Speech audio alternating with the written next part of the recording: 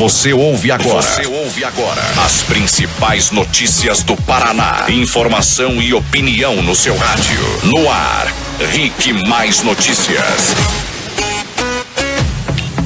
7h04. Muito bom dia para você que está sintonizado aqui na Jovem Pan. Esse é o Rick Mais Notícias, o primeiro rádio jornal da manhã com foco nas notícias aqui do nosso estado. O Grupo Rick interligando o Paraná através da informação. Estamos em rede com a Jovem Pan Curitiba, Jovem Pan Cascavel e Jovem Pan Ponta Grossa. E também falamos para a região da Tríplice Fronteira. Eu sou Marques Souza e junto com a equipe da Jovem Pan no Paraná, te deixo bem informado. Denian segue de folga, amanhã estará por aqui, mas nós estamos por aqui, né, Tê? Até às 8 da manhã. Bom dia. Até às 8 horas da manhã. Bom dia, Marques. Boa quarta-feira e meio de semana, e ontem o Grêmio venceu, né? Grêmio que segue no Campeonato Mundial Interclubes, e desde já você pode participar pelo WhatsApp. O telefone é o 41 98504 5092 98504 5092. Lá no Facebook é só nos procurar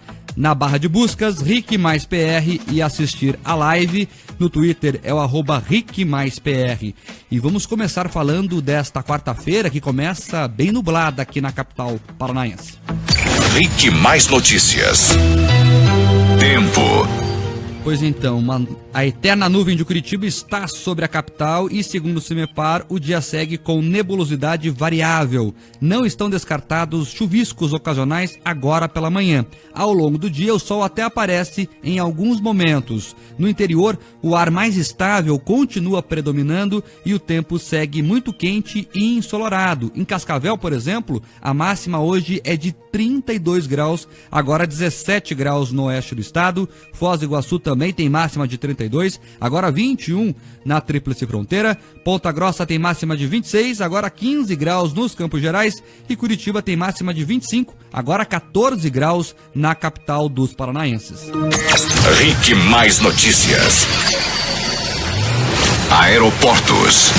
Oferecimento Parque Shopping Barigui. Faça ser incrível. Aeroporto Internacional Afonso Pena, em São José dos Pinhais, na região metropolitana de Curitiba, está aberto e opera agora com a ajuda de instrumentos. Atenção você que vai a Foz do Iguaçu, o Aeroporto Internacional das Cataratas está fechado para pousos e decolagens. Você que vai a São Paulo e a Porto Alegre, Congonhas e o Salgado Filho operam por instrumentos. As informações são da Infraero. Rick Mais Notícias. 7h07 e nós começamos o Rick Mais Notícias desta quarta-feira, 13 de dezembro de 2017, com a notícia que pode mudar as eleições do ano que vem e, por que não, até, de certa forma, a história do país. O Tribunal Regional Federal da 4ª Região marcou para o próximo dia 24 de janeiro o julgamento do ex-presidente Lula na Operação Lava Jato.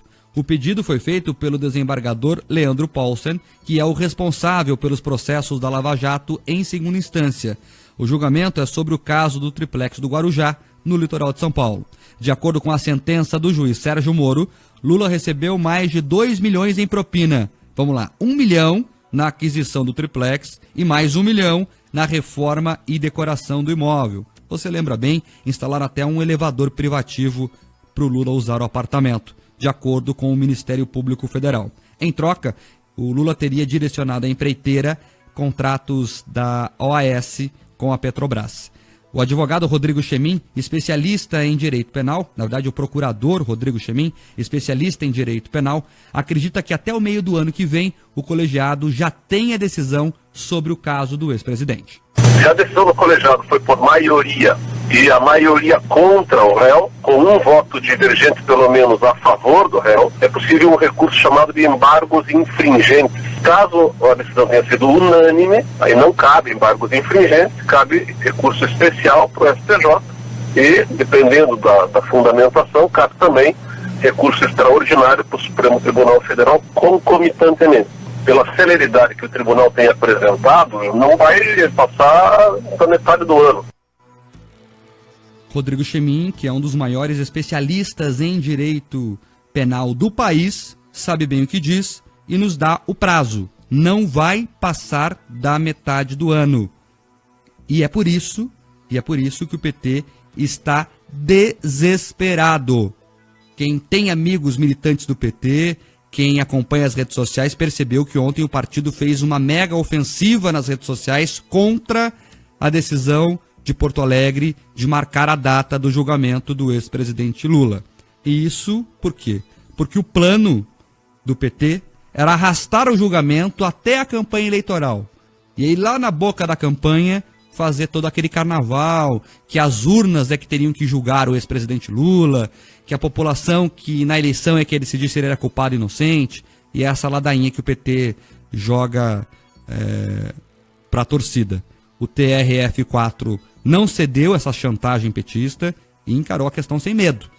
E marcou o julgamento como o rito jurídico manda. Vale lembrar que Lula é idoso, então o trâmite processual contra ele tem prioridade. Então essa ladainha que eles falam, porque está tão rápido. O processo do Lula tem prioridade perante outros, porque ele é idoso. O processo tem que correr mais rápido. Isso é um princípio da justiça.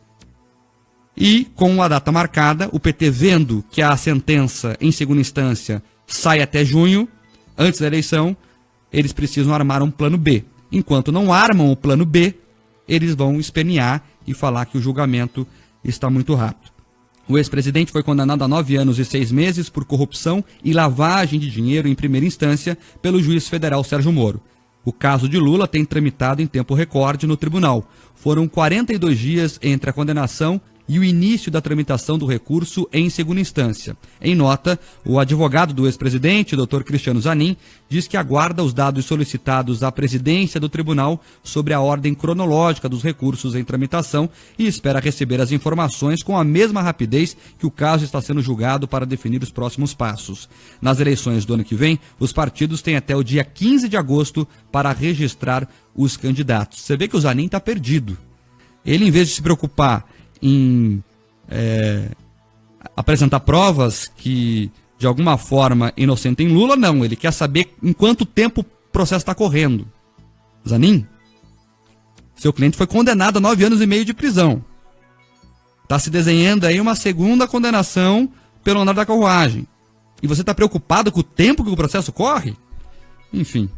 O PT também se pronunciou por meio de nota, reprisou aquela história lá do tempo recorde e disse que a candidatura à presidência pertence, abre aspas, ao povo brasileiro, fecha aspas, e que o processo contra Lula tem sido marcado por várias exceções ao Estado de Direito. Ao discurso do PT que o processo está correndo muito, que isso está errado, enfim. Quem também criticou muito a decisão do TRF4 foi a nossa senadora aqui do Paraná, a Gleisi Hoffmann, que também é presidente nacional do PT. Lá no Twitter dela, ela escreveu o seguinte, abre aspas, inacreditável a sanha de perseguição ao Lula, é muito medo dele na eleição, fecha aspas, disse Gleisi, então, na sua postagem no Twitter. O Lindenberg Farias, aquele senador lá do PT do Rio de Janeiro, também criticou, disse que é perseguição contra o Lula. Quem também criticou é o coordenador nacional do Movimento dos Trabalhadores Sem Teto, o Guilherme Boulos, que o PSOL, que ia lançar inclusive a presidente, disse que foi escandaloso a forma que a justiça trabalhou na questão do Lula em relação ao tempo. Esse é o povo que defende o Lula. Agora, nem a esquerda está mais unificada em relação ao Lula. Isso porque, por exemplo, o Ciro Gomes comemorou a decisão. Ciro Gomes, que é candidato à presidência pelo PDT, comemorou a decisão e inclusive já chamou Lula para apoiá-lo nas eleições do ano que vem. Então o Lula nem apoio na esquerda tem mais. O Ciro está comemorando a decisão, disse que o cenário muda profundamente o cenário de 2018 e disse ao jornal Valor Econômico que Lula deve chamar todos aqueles com os quais tem ascendência, especialmente no setor progressista, para discutir uma alternativa para o Brasil, menos de candidato e mais de projeto nacional de desenvolvimento.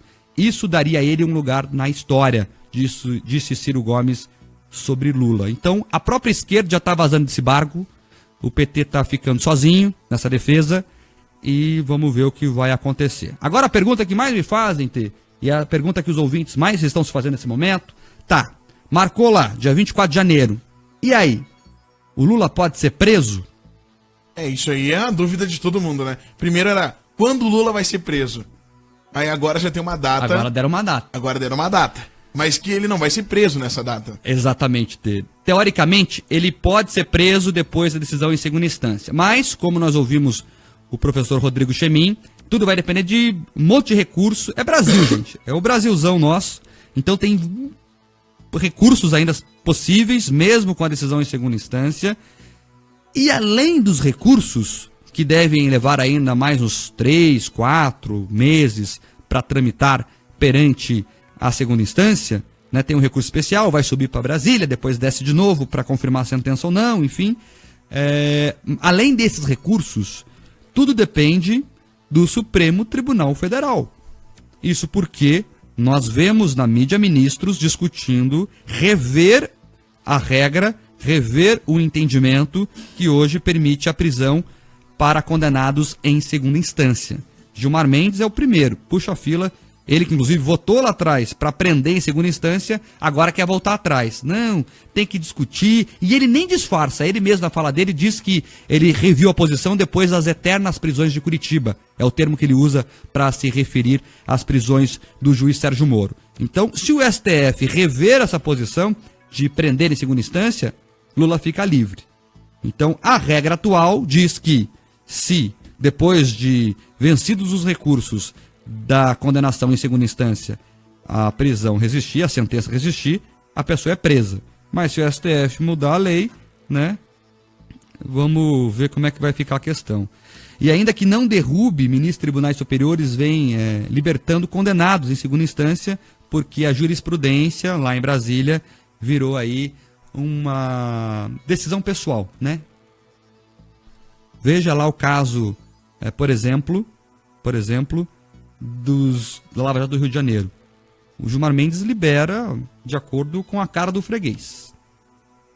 O secretário lá, que é o chefe da corrupção no setor de transportes, o empresário, que é o chefe da corrupção dos transportes no Rio de Janeiro, segundo o Ministério Público Federal, é preso pelo juiz Marcelo Bretas e solto em seguida pelo Gilmar Mendes. É um jogo, inclusive, de gato e rato, né? Um prende, outro solta. Um prende, outro solta.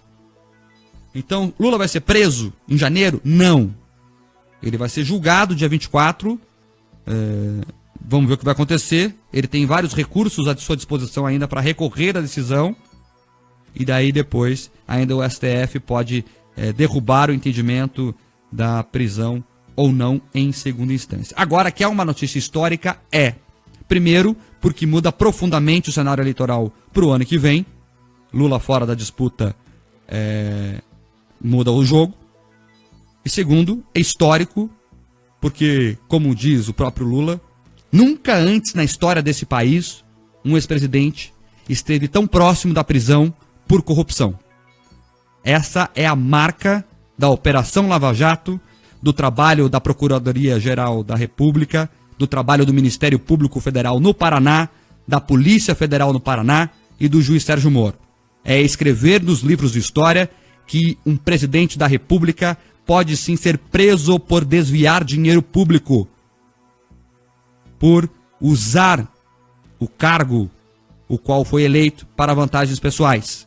E Lula pode ir sim para trás das grades pela Lava Jato, e isso é um trabalho sim, como é que o pessoal fala? Da República de Curitiba, Terribas. República de Curitiba, sempre representando agora a nossa República.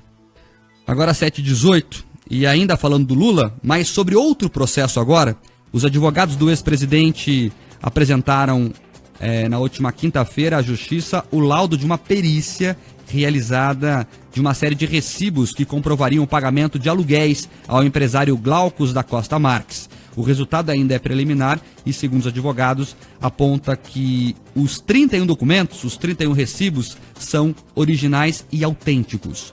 Conforme a defesa de Lula, a perícia também apontou que os documentos foram assinados em datas diferente do que Glaucus Costa Marques disse à Justiça. O empresário afirmou que assinou parte desses recibos em uma única oportunidade, após uma visita do advogado de Lula, Roberto Teixeira, em seguida de visitas do contador João Muniz Leite. Até o momento, o juiz Sérgio Moro não determinou a realização de nenhuma perícia oficial nos documentos. Então, trocando em miúdos, a defesa do Lula contratou uma pesquisa particular, uma pesquisa privada, a pedido dos advogados, e essa pesquisa disse que essa perícia, no caso, disse que os recibos são originais. Agora, essa perícia também vai ser analisada pelo juiz Sérgio Moro. 7h19 agora.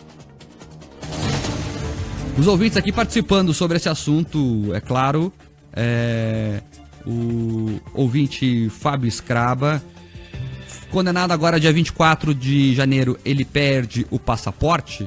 Na verdade, os direitos são cassados a partir do momento que a sentença entra em vigor, isso depois dos recursos. Então, o dia 24 é importante porque dá o start nas condenações em segunda instância, mas tem muito recurso para acontecer, tem muita coisa para acontecer, então, por enquanto não, viu, Fábio? O ouvinte que não colocou o nome, final do telefone 4758, diz que até que enfim vão resolver isso, a história do Lula. Agora o que me deixa indignado, diz o ouvinte, é ouvir a Glaze falar abobrinha.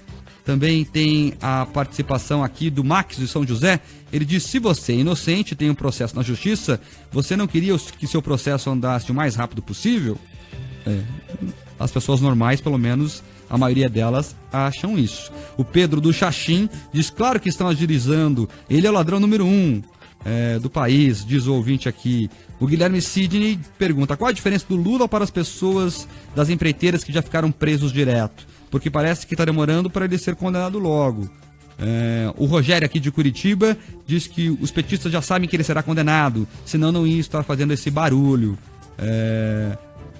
Também tem a participação aqui do Anderson, ele também registrando a audiência por aqui. O ouvinte Wagner dizendo, e a Glaze, quando será julgada, quando será presa? A Glaze que também está na reta final. O julgamento dela lá no Supremo Tribunal Federal, ministro Edson Fachin, que é o responsável pela Lava Jato na casa, está a todo vapor com os processos contra políticos. Tem 2 paranaenses no alvo, no radar, assim, sabe? No para-brisa do carro. Tem de um lado Gleisi Hoffmann, do outro o Nelson Meurer, que é deputado federal daqui. O processo está andando lá, já está nas chamadas alegações finais. Dentro de alguns dias aí, deveremos ter novidades sobre a Glaze. A Glaze fica falando do Lula, tem que se preocupar com ela, viu? Tá ficando complicada a situação dela lá também. Daqui a pouco ela tem que também se preocupar com a sua prisão ou não. No Facebook aqui eu tenho o Edilson Caetano. Bom dia de Almirante Tamandaré para todo o estado. Melhor jornal já está no ar. Também o Rafael Vicente Lourusso. Bom dia, meus companheiros de todas as manhãs, levando a esposa Michele para o trabalho junto com o filhão Lucas de 4 anos, ligados no Rick Mais Notícias. Saudades do Denian. Denian volta amanhã, tá? A Solange também. Estamos à mercê de bandidos que governam nosso país. E o Sebastian Alacon. PT não deve existir mais. O pessoal tá meio radical. Tá radical. Mas tem gente defendendo também aqui, ó. Final do telefone 6565, não colocou o nome, dizendo que se o Lula for impedido, ele vai votar em quem o Lula apoiar. É o pessoal que apoia o Lula. Também tem o Elcio Koleski aqui, dizendo que essa pressa louca para julgar o Lula escancar o medo da direita de perder feias eleições no ano que vem. O Elcio aqui com a opinião dele. E o Josué Gonçalves aqui no Facebook, ele tá perguntando o seguinte, e o caso da Kátia Dietrich vai virar pizza? Os vereadores vão assumir que todos fazem essa prática e por isso não vão punir. Como é que é o nome do ouvinte, Tê? É o Josué Gonçalves. Josué, tem matéria especial sobre isso, mas olha, vou te dizer, a pizza tá temperada, recheada e tá no forno. Daqui a pouco você vai entender por quê. Daqui a pouco tá pronta. Depois do intervalo a gente traz essa notícia. Rick Mais Notícias. Agora, 7h27. A assessoria jurídica da vereadora Kátia Dietrich, conhecida como Kátia dos Animais, conseguiu suspender a sessão de julgamento marcada para hoje, quando os vereadores iriam decidir se cassavam ou não o mandato dela. De acordo com o advogado de Kátia, Júlio Castro, a comissão processante aberta para investigar o caso extrapolou o prazo de 90 dias.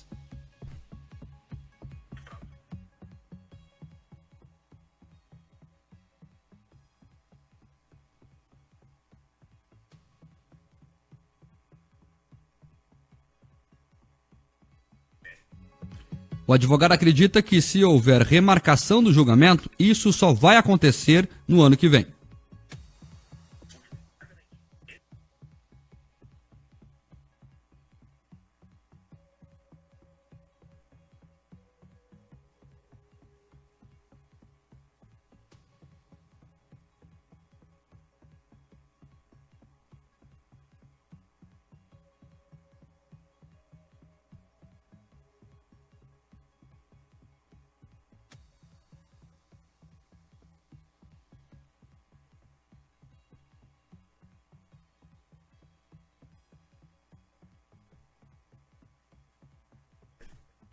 Segundo a assessoria de imprensa da vereadora, ela está internada por causa de problemas emocionais. Kátia foi denunciada por ex-servidores comissionados que disseram que ela e o marido exigiam parte dos salários deles e faziam ameaças de exoneração caso eles se recusassem a dar o dinheiro. Ela se diz vítima de um complô articulado pelo suplente, o ex-vereador Zé Maria. E hoje, logo mais às 9 horas da manhã, o presidente da Câmara aqui de Curitiba, Serginho do Posto, vai dar uma coletiva de imprensa para explicar quais serão as providências jurídicas que a casa vai tomar. Aí teve um ouvinte antes do intervalo que perguntou: como é que tá o caso da Kátia Dietrich?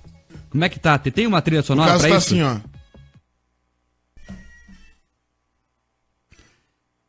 Tem uma meia pepperoni e uma meia calabresa no forno, ouvinte. Vai virar em pizza. Vamos falar a verdade? Até agora só baixa um pouquinho a trilha. A de pepperoni é ruim demais. É porque é o jeito da pizza da corrupção, entendeu? É, a pizza da corrupção é essa. Olha só, vamos falar a verdade. Se cria uma comissão para analisar o caso da vereadora. A comissão essa que é formada pelos vereadores Osias Moraes, do PRB, Cristiano Santos, do PV e Toninho da Farmácia, do PDT. Eles estão desde agosto, apurando os fatos, escutando as testemunhas de acusação e deixam passar um prazo.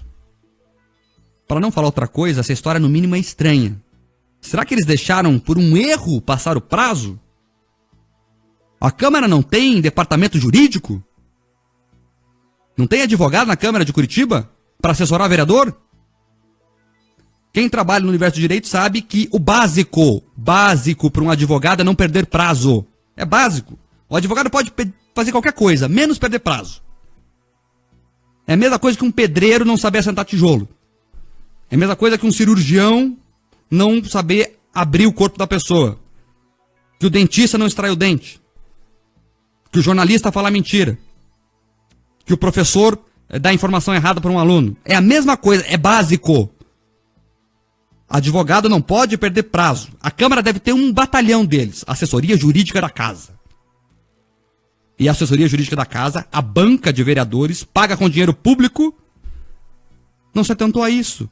Que eram 90 dias o prazo e eles não atentaram, os vereadores da comissão, a seguir o prazo. Agora expirou o prazo. Ouvinte, mande sua opinião. O que você acha, hein? Você acha que foi sem querer, querendo, será? Que deixou passar o prazo? Eles não viram o calendário. Calendário lá, qualquer um tem um calendário, abre lá. São 90 dias, 3 meses. Vai fazer um xizinho no calendário. Não teve um advogado lá da assessoria jurídica da Câmara para ajudar os vereadores a falar, ó, tem uma semana. Ó, falta 5 dias. Não. Deixaram ir fazendo, e agora expirou o prazo. Chega a ser vergonhoso, né? A disfarçatez dessa gente. Daí ia ser agora ela julgada hoje, não vai ser porque passou o prazo. Eu não sei quem acredita nessa história. Você acredita, Tê? Ah, acredito muito. Real, faz muito sentido. Vamos ajudar faz aqui. Muito sentido. Esse jornal vai prestar um serviço à sociedade curitibana. Vamos Quando reabrir o processo, vamos contar todo dia aqui, ó. Atenção, vereadores, faltam tantos dias, porque a assessoria jurídica da Câmara não presta para isso. Não presta para isso, para contar prazo.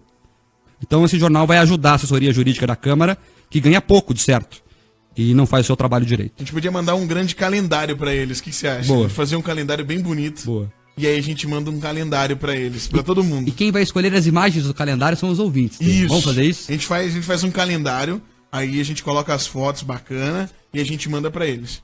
Para ajudar o pessoal, acho que não tem calendário lá. Dá de presente pro Serginho do Posto. É isso aí. É a sua gestão aí, vereador. Tá perdendo prazo. A assessoria jurídica da Câmara tá perdendo prazo. Daqui a pouco a gente lê as participações dos ouvintes. Olha só, 7h33 agora, e um levantamento pedido pelo deputado federal Rubens Bueno, do PPS, com dados do Tesouro, mostra que em 7 anos, entre 2009 e 2016, os gastos do Poder Judiciário com auxílio moradia passaram de 3 milhões para 307 milhões de reais. Vou repetir a informação que o dado é impressionante. Em 7 anos, o gasto com auxílio moradia dos juízes passou de 3 milhões para 307 milhões de reais.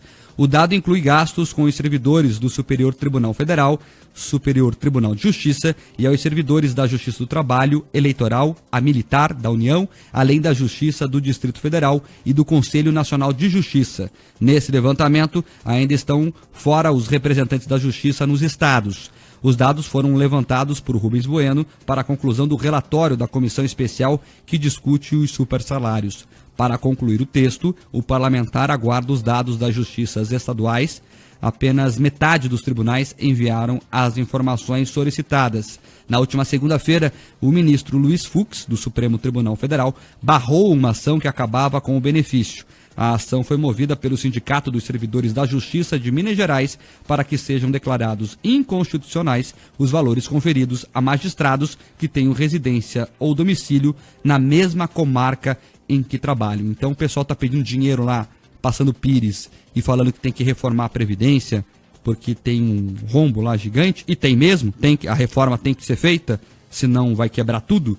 Mas tem mais lugar também para economizar dinheiro, além da reforma da Previdência necessária, tem que ser feita, mas esses 307 milhões também tem que ser alvo aí de uma investigação mais profunda, se precisa mesmo gastar tudo isso com auxílio moradia para o pessoal do Judiciário. 7h35 agora. Os ouvintes aqui participando da programação, tem aqui o final telefone 4758, diz que, na opinião dele, não foi erro a questão da Caixa de Triste lá, da Câmara perder o prazo do processo dela, e todos sabem disso, são farinha do mesmo saco, certamente ficaram com medo porque devem fazer o mesmo com as pessoas que trabalham para eles. Ele acha que o erro foi tão infantil que não duvida que foi de propósito. Também tem a participação do ouvinte que não colocou o nome, final telefone 0400, diz que sugere a imagem do Orgozão no calendário. O que é isso? Não entendi, Orgozão, não entendi. Não faço ideia também. Também tem a participação aqui do William Piccoli. Esses vereadores são todos incompetentes, nem prazo sabe contar. O Eduardo Armstrong diz que os vereadores preferem se fazer de burros por perder o prazo do processo a ser corruptos julgando e passando a mão. Final telefone 9479 diz que isso é um absurdo. O Alceu de São José dos Pinhais diz que, na opinião dele, é uma armação.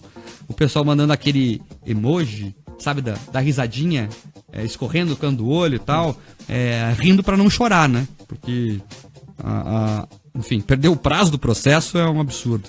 Também tem final telefone 4510, não colocou o nome, diz que o berço desse problema político que no país há é devido ao povo acreditar que a política é um show midiático. Não há mais propostas dos políticos, o horário político virou um show de TV e com pessoas sorrindo e cantando. O povo vota em quem for mais bonitinho na TV e não liga para as propostas. O ouvinte aqui tá na bronca aqui com o pessoal da Câmara. O Cleverson participa conosco, diz que tem cachorro nesse mato.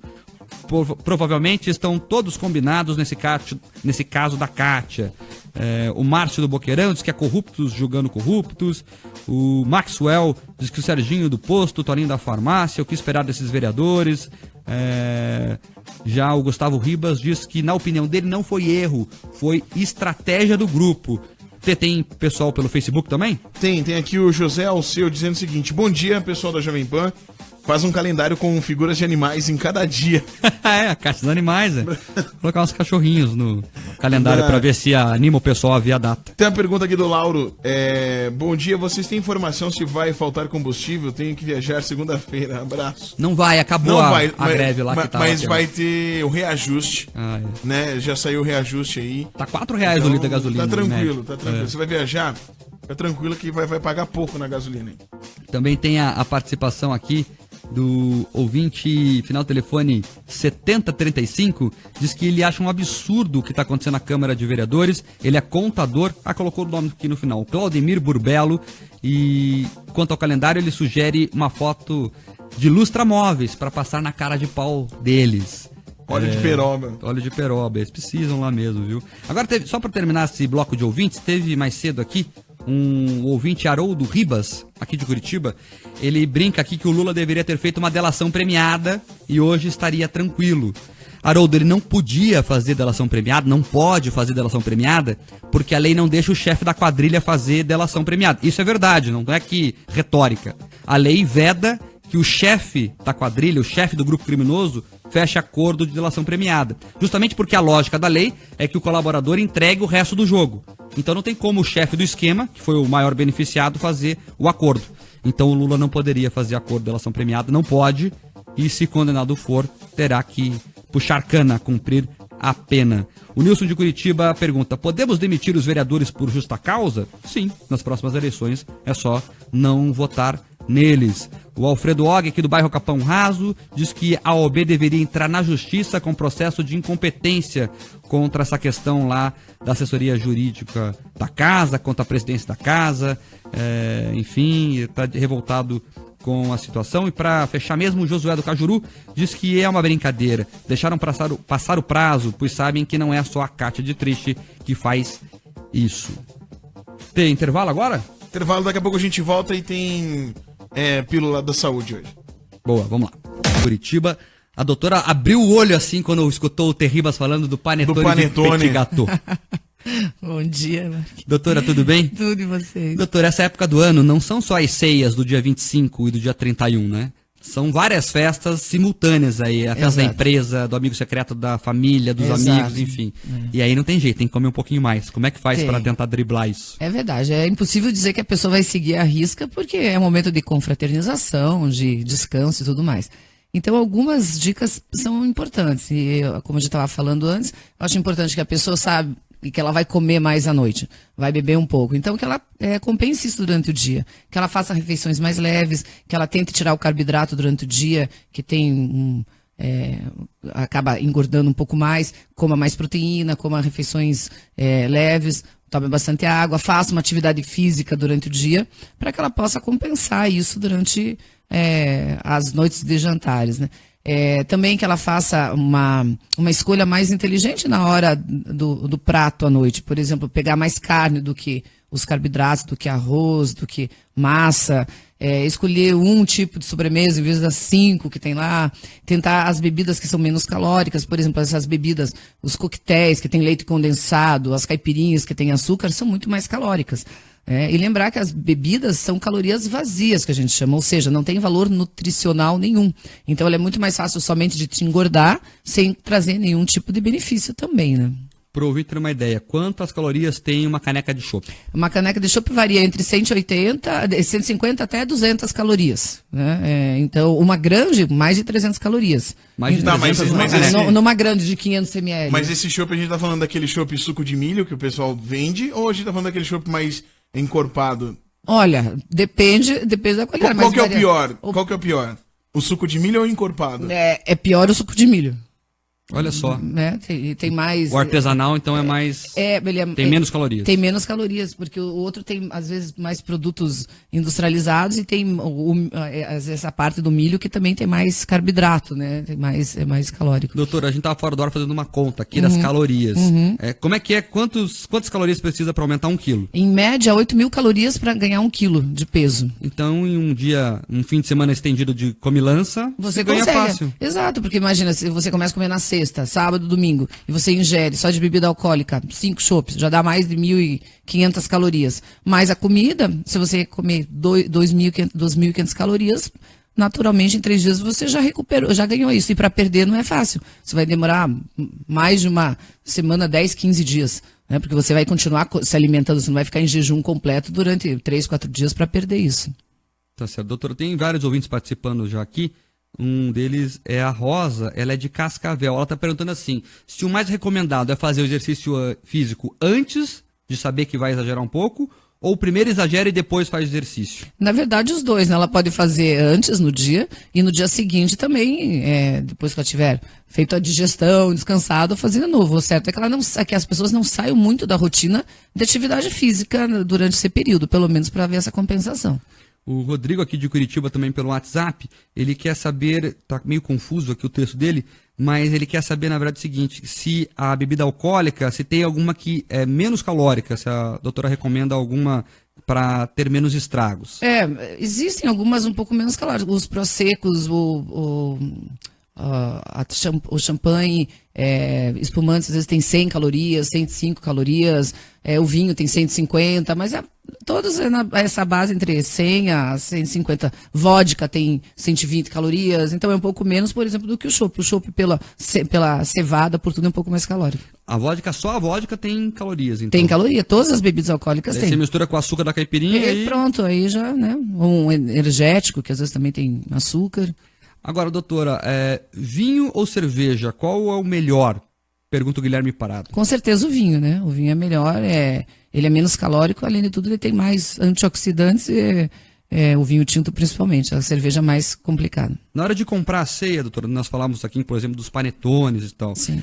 Dá para ler atrás, adianta isso? O que prestar atenção nas calorias, nos carboidratos, no sódio, o que prestar atenção? Exato, nas calorias totais, em cada fatia, porque às vezes a pessoa se engana, ela acha que aquele panetone inteiro tem assim, daí entre parênteses está escrito assim, cada fatia de 20 gramas. Né? Então, às vezes, você acha que está comendo lá 200 calorias, mas são 2.000 calorias. Hoje já existe uma possibilidade de fazer uma ceia sem glúten, por exemplo?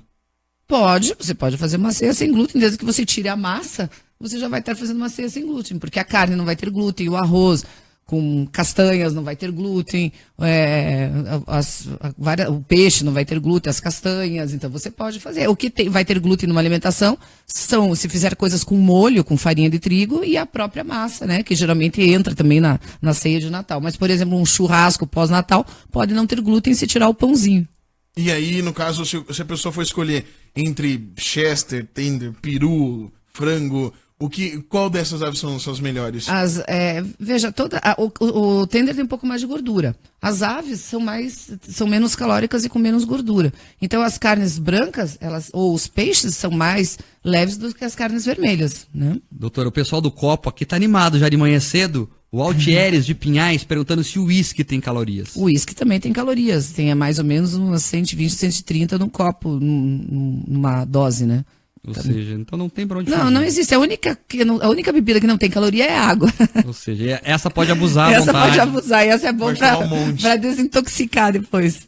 Doutora, obrigado pela entrevista. Essa é a Flávia Aode, sempre com dicas de saúde pra você. Obrigado, doutora. Eu que agradeço. Até a próxima. Terriba, 7h53, horas de ir embora. Você separou alguma coisa aí hoje? Não, hoje a gente vai embora. Então vamos embora. Direto. Amanhã o Denian tá de volta, de verdade. Então, quem tava com saudade, o pessoal tava com saudade do Denian, amanhã ele está de volta. Amanhã o Denian por aqui. E ele também vai falar sobre o campeonato de chula, que ele participou. Ele tá triste, Tê? Você falou com ele, não? Não, ele tá bem, tá muito bem. Tá muito bem. Mas ele queria o primeiro lugar, né? Ele queria. Tava confiante. Enfim, amanhã falamos com ele sobre isso. Tchau.